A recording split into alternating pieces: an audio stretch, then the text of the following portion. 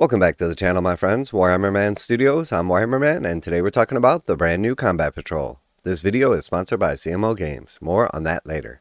So today we're going to be taking a look at the Vengeful Brethren, the brand new Dark Angels Combat Patrol. We're going to break down the actual value in the Combat Patrol. We're going to compare it to the previous Dark Angels Combat Patrol, and then we're going to look at all of the data sheets and rules. And then I'm going to give you guys my honest opinion on the actual Combat Patrol as a whole. And just for reference, I've got quite a lot of experience playing Combat Patrol, so I think I can give you a pretty realistic take. But if I do make any mistakes or you disagree with me about anything in particular, feel free to leave it in the comments down below. Alright, so let's take a look at the brand new composition, the Vengeful Brethren. So it starts off with Master Zachari, and he is a Gravis Captain. So big, bulky, and durable, but right off the bat, it's worth note that he can't actually join any of these squads inside of here, so he's always going to be solo. Then we have the Intermission Squad, and there's 10 total models in this squad. And it's cool because they are battle line, and then they also have combat squads, which means you can split them in two 5-man squads at the beginning of the game. And then next we have the Hellblaster Squad, and that is 5 total models. They are very effective shooting.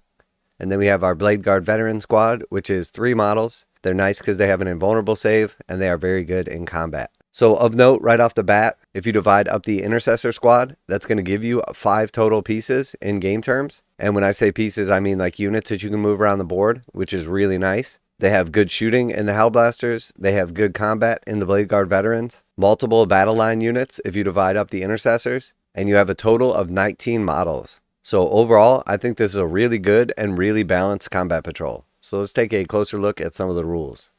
So we're going to start off with the data sheets. We've got Master Zachari, and keep in mind that the Combat Patrol data sheets oftentimes have things missing from the regular Codex data sheets, so they are going to be different in many cases. For instance, something that I've noticed about Combat Patrols in general, at least Space Marines, is you're not going to find the grenade keyword in most Space Marine data sheets that in normal 40k would, which means that you're not going to be able to use the grenade stratagem, which can be very powerful. So that being said, Master Zachari, movement 5, so he's a little slower than your regular Space Marines, but he is toughness 6. Your average Space Marine is going to be toughness 4, so he is very durable. He also has a 3-up save, but a 4-up invulnerable save, which means he's going to be very difficult to kill.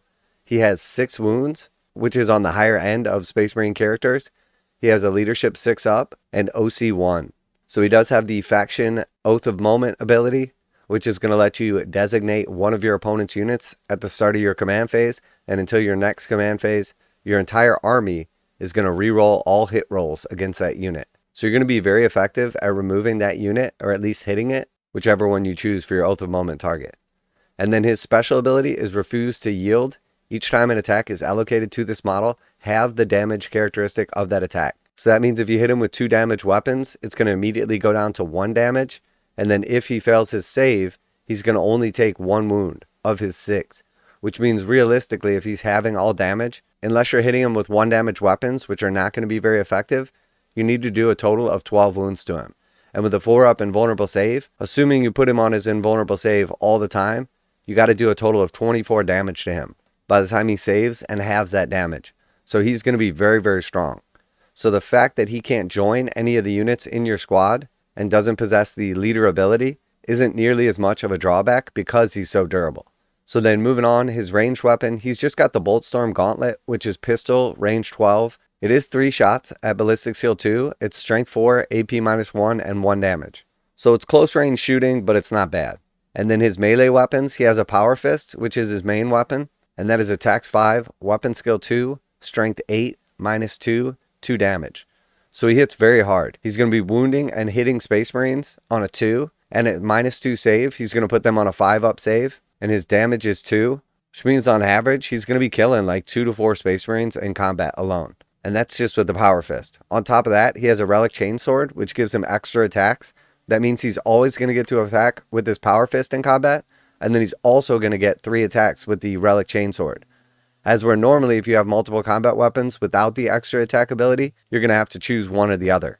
So the Relic Chainsword gives him an extra 3 attacks, again, weapon skill 2+, strength 4, -1, and 2 damage. So in all reality, this guy is meant for combat, and he's a total beat stick. He's going to be able to fight just about anything head to head and do quite well, if not destroy it. So very, very strong leader. Very good data sheet. And then we'll see also that he can gain some special abilities from your Dark Angels enhancements and whatnot.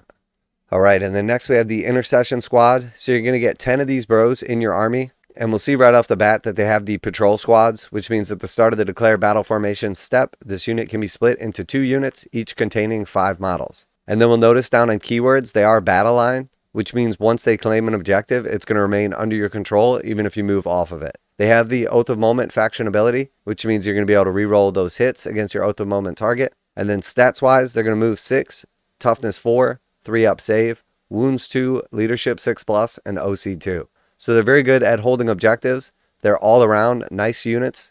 So checking out their ranged weapons, you got your bolt pistol, which is 12-inch range, attacks 1, ballistic seal 3, strength 4, AP 0, damage 1. And then we have the bolt rifle, which is their main weapon.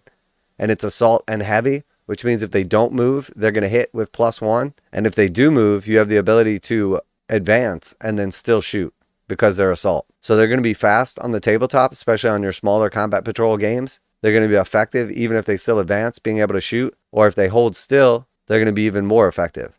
So they have range 24, attacks 2, ballistic seal 3, which will go to 2 if they don't move. They're strength 4 with -1 AP and 1 damage. So pretty strong shooting in general. And then melee weapons, they have a close combat weapon, which means they get 3 attacks each, weapon skill 3, strength 4, AP 0, and damage 1. So they're not bad at picking up chaff in combat, but they're definitely not designed to fight other Space Marines and the legs. And you do get 10 of them. You're going to be able to split them with the patrol squads into 2 5-man units. So very good. And then moving along, we've got our Hellblaster squads. You're going to get 5 of these guys, and they're very good at shooting. They have the Oath of Moment ability, which is going to let you reroll your hits. Their stats are move 6, toughness 4, 3+ save, 2 wounds each, 6+ leadership, and OC 1. They each have a bolt pistol and then a plasma incinerator. So the plasma incinerator has 2 profiles, standard and supercharge. With standard, it's assault and heavy, which again means they can advance and shoot, or if they hold still, they're going to be +1 to shoot. They have 24-inch range, 2 attacks, ballistic seal 3+, strength 7, -2, 1 damage. And then they also have the supercharge ability, which is going to give them hazardous as well as assault and heavy. That means that after you shoot, you're going to roll a d6 for each guy, and on a 1, they die. But it will improve their weapon profile to strength 8, -3, 2 damage. So the extra strength means you're going to wound toughness 4 targets on a 2 instead of a 3. The extra AP means an average Space Marine is going to go from a 5-up save to a 6-up save, which means they're 50% less likely to survive. And then the damage goes from 1 to 2, which means instead of 2 shots to kill your average Space Marine, you're only going to need 1. So they become much stronger at shooting, but at the risk of dying themselves. And then they do also have a close combat weapon. So these are very, very good at shooting and a very strong unit. Alright, and then next we have the Bladeguard Veterans squad. So you only get 3 Bladeguard Veterans in your squad, but they are very durable. They're move 6, toughness 4. They have a 3-up save, but then they also have a 4-up invulnerable save. They have 3 wounds each, compared to your average 2 wounds on a Space Marine. They have leadership 6+ and OC 1. So they have a heavy bolt pistol, which is a little bit better than your regular bolt pistol. It's range 18, attacks 1, ballistic seal 3, strength 4, -1, 1 damage. And then they also have their melee weapon, which is a master-crafted power weapon. And this is going to do most of their killing. They get 4 attacks each at weapon skill 3, strength 5, -2, 2 damage. So they're going to be wounding most Space Marines on 3s, and they're going to be taking them from a 3-up save to a 5-up save, and then each failed save is going to kill your average Space Marine. So they're very good in combat. They also have the faction ability Oath of Moment, and then they have a special Bladeguard rule. At the start of the fight phase, you can select one of the following abilities, models in this unit, until the end of the phase. So Swords of the Chapter, each time a model in this unit makes a melee attack, reroll the hit roll of 1. And then Shields of the Chapter, each time an invulnerable saving throw is made for a model in this unit, reroll saving throws of 1. So at the beginning of the combat phase, you can either choose to be offensive, rerolling hit rolls of 1, or defensive, rerolling save rolls of 1. So these are very effective in combat and very durable as well. Alright, so now taking a look at your army ability and then enhancements. So for abilities, you have the Oath of Moment. At the start of the command phase, select one unit from your opponent's army. Until the start of your next command phase, that unit is your Oath of Moment target. Each time a model with this ability makes an attack that targets the Oath of Moment target, you can reroll the hit roll. So again, that's going to be your whole army, and you're going to designate a new target on every one of your command phases. And then the first enhancement for your captain, and this is your default enhancement. While the bear is within range of an objective marker, weapons equipped by the bear's unit have sustained hits 1 ability. So he's not going to be able to join any of your units, So this is only going to apply to him. He only has a couple of shots for shooting. So really this is going to shine in combat. The sustain hits 1 ability with this total of 8 attacks. It's going to mean in general, you're going to get like 1 or with your rerolls, probably 2 or even 3 extra hits. Because every time you roll a 6, you're going to get an extra hit. And then your alternative optional enhancement is Wages of Retribution. So you could choose to swap this one out. Each time an Adeptus Astartes model from your army destroys your Oath of Moment target, if the bearer is on the battlefield, roll a d6, and on a 4-up, you gain 1 command point. So if your opponent has roughly 4 units on the battlefield, and each time you destroy one, you get a 50% chance of an extra command point, assuming you destroy all 4 units by the end of the game, on average, you're going to get an extra 2 command points. So you have to think realistically, you're probably going to get 1 or 2 command points from this. It's probably a win more scenario, as in you're wiping your opponent off the table, as opposed to every turn, your captain getting an extra like 1, 2, or even 3 extra hits. So I think you start with the default enhancement, and if you find that in general, you're starved for CP, or your opponent has a bunch of units, maybe you switch to the Wages of Retribution. Alright, and then next we have our secondary objectives. So first we have the default secondary objective, Hunters of Heretics. Each time an Adeptus Astartes unit from your army destroys an enemy character model, you score 5 victory points. At the end of the battle, if all enemy character models are destroyed, you score 5 victory points. So if your opponent has 1 character and you kill that character, you're going to get 5 victory points when you kill him, and then you're going to get an extra 5 at the end of the battle. If they have multiple characters, which most combat patrols do not, but there are some out there that do, you're going to get 5 per, and then an extra 5 at the end. So on average with this, if you kill your opponent's only character or multiple characters, you're going to get about 10 or 15 victory points, which is pretty good. And I think realistically, with the units and the composition of this combat patrol, it's not crazy to think that you're going to be scoring like 10 to 15 points on this, or maxing it out on the regular. And then if we just take a look at the optional secondary objective, Take the Stronghold. Before the battle, at the start of deploy army step, your opponent must select an objective marker that is not in your deployment zone. At the end of the turn, you score 5 victory points if you control that selected objective marker. So in general, I don't like to take objectives that your opponent gets to pick, but in Combat Patrol, there's going to be typically like 3 or 4 objectives, and it can't be the one inside your own deployment zone. So realistically, it's either going to be the one in No Man's Land, or one of the 2 in No Man's Land, or your opponent's home objective. Your army is pretty durable and is basically going to be able to go exactly where it wants to be, and your opponent's going to have to like move away in general. So this one could be pretty strong, which means in general, you're probably going to be scoring about 10 or 15 points on this by the time you get into place and then hold down the selected objective. So either one of these could be pretty good.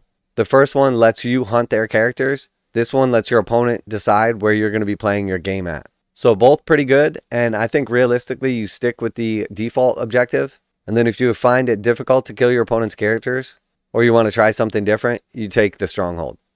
All right, and then now looking at the stratagems, keep in mind you're going to get 1 command point at the beginning of each player's turn. So you should have plenty of command points to do these stratagems. So first we have Unyielding, 1 command point. You can use it in the fight phase after your opponent has selected their targets.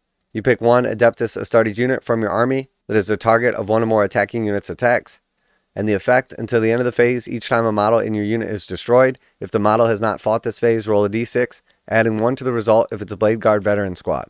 On a 4-up, don't remove it from play. The destroyed model can fight after the attacking unit has finished making its attacks and is then removed from play. So this is going to be key if you expect your opponent to destroy a bunch of your models and you want to make sure that you get to fight back before they do. It's going to work 50% of the time, or slightly better if it's your Bladeguard unit. So whenever your opponent is in combat with a good unit and you're expecting them to be removed from the table and you want to make sure you get your punches in too, it's a good idea to use this stratagem. Also, if there's potential that your captain is going to die, and you want to make sure that he gets the hit back first, it's definitely worth the command point. And next we have March of Vengeance, 1 command point when, in the fight phase, 1 Adeptus Astartes unit from your army. Until the end of the phase, each time a model in your unit makes a consolidation move, it can move up to 6 inches instead of up to 3. So this is going to be good if you want a little extra movement in the fight phase. So normally you're going to be able to move that 3 inches. This will get you that extra 3 inches, or that you can strategically get where you want to be if you're just outside of an objective marker, or something where you can do a little bit of extra movement and see some immediate rewards. So this one's not bad, but a little more situational. And then the last stratagem is Relic Munitions, 1 command point when your shooting phase, 1 Adeptus Astartes unit from your army that has not been selected to shoot this phase. Effect: until the end of the phase, ranged weapons equipped by models in your unit, excluding plasma incinerators, have the lethal hits ability. So this one is really not that useful. Typically, if you're going to be using this, it's probably on your Intercessors because they're going to have 10 shots for a 5-man squad. Or if you didn't divide them up, which is unlikely, you're going to have 20 shots. So with your lethal hits on 6s, you're going to automatically wound. You can't use this on the plasma incinerators, which are your Hellblasters weapons, which is when it would be the best, but it would probably be a little too powerful. So that being said, with your bolt guns, 10 shots, rerolling hits, more often than not, you're probably going to get somewhere between 2 and 4 automatic wounds by rolling 6s to hit with rerolls. So it's not bad, and for one command point could prove useful. I think overall, the actual stratagems for the Dark Angels aren't really that important, so you're going to have plenty of command points. So taking us back to your regular enhancements, I think realistically, you're probably just going to keep your default enhancement, as you're probably not going to find yourself struggling for command points. Now a quick message from today's sponsor. CMO Games has been selling Games Workshop products online for over 20 years. They carry the full line of Games Workshop products, including Warhammer 40,000, Age of Sigmar, Necromunda, Blood Bowl, paint tools, and more. Almost all Games Workshop products are priced at 15% off MSRP. CMO Games takes pre-orders for most Games Workshop products released at their earliest date possible. 12:01 a.m. on Saturday, they go live. Most of these pre-order products are also priced at 15% off MSRP. CMO Games offer free shipping in the US 48 with an order of $50 or more. Their customer service is top-notch and they ship most orders within 24 hours. Visit CMOGames.com using the affiliate link in the description and let them know that you heard about CMO Games from Warhammer Man. Now, back to the video.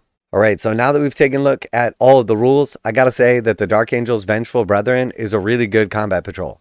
They're going to be great at shooting, they're going to be great at combat, they've got very durable units with lots of wounds, you've got a lot of models, and you've got 5 separate units to move around the table. I think this is going to be really strong. Compared to the old Dark Angels Combat Patrol, obviously you're missing the Redemptor Dreadnought, which is kind of a big deal, but it was definitely overpowered in Combat Patrol, so I like that Games Workshop has removed it. You're still going to be very durable. Master Zachari is really, really powerful, and probably going to be one of the best characters in Combat Patrol. And you have a nice blend of shooting and combat, and it also fits the Dark Angels theme. So I think this is a nice Combat Patrol overall, and it's still going to be very powerful. Now, value-wise, we know that the Combat Patrols are now $160, and the old Combat Patrol was a really nice value. This one, however, is not so much. It's still good, and it's better than buying the models individually, but a lot of the value is gone now. Now, there is one thing worth note that we don't actually know the answer to yet. The previous Combat Patrols, many of the actual chapter specific ones like Dark Angels and Blood Angels, Deathwatch, etc.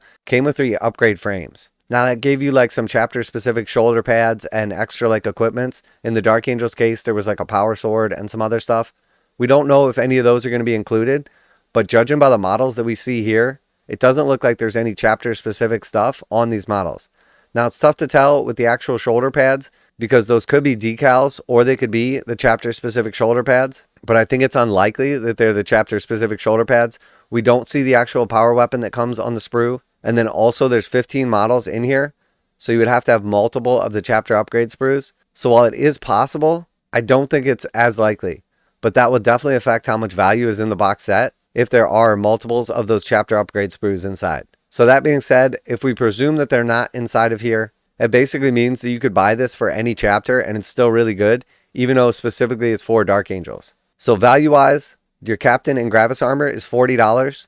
10 Intercessors is $60. That's $100. Hellblasters normally come in 10s for $60, so 5 would be $30. And then the Bladeguard Veterans are $60 for 3. So that means the overall value in this box set at retail is $190. So with the Combat Patrol price of $160, you're saving about $30 buying this. So it's still a good deal, but the value, if it doesn't include those chapter upgrades, is substantially less than a lot of the other Combat Patrols existing now. But I don't think it's a make or break whether or not you pick this up, because anytime you can get models at a discount, it's always better than not. And realistically, if you can buy your individual models at a discount, you can typically get the box sets at a discount as well. So I think overall, this is a very strong Combat Patrol. It's pretty beginner friendly in the sense that the rules aren't crazy. There's not a ton of stuff to keep track of. And while a lot of the enhancements and stratagems benefit you in certain scenarios, you could easily play your games without them and you don't lose a ton. So I think composition and competitively, I would give this a 5 out of 5. I think it's very strong.